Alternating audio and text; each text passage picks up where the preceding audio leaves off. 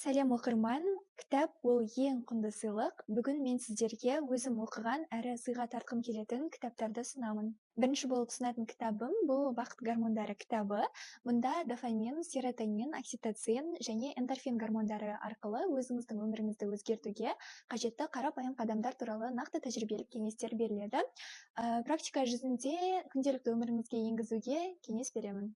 Келесі ұсынатын кітабым бұл қазақ әдебиетінің жауһары Талғат Яхтановтың «Соғыс пен әйел тағдырының» қиылысқан терең психологиялық романы «Шырағың сөнбесін». Мен бұл кітапты 3 сөзбен сипаттар едім: күрес, махаббат және үміт.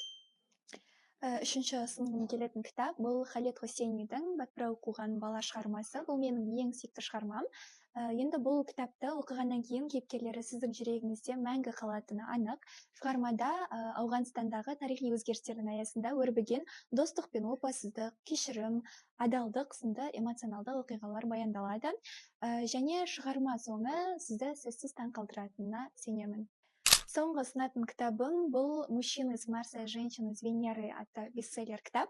Бұл ер адам мен әйел адамдардың ойлау жүйесін түсінуге көмектесетін кітап.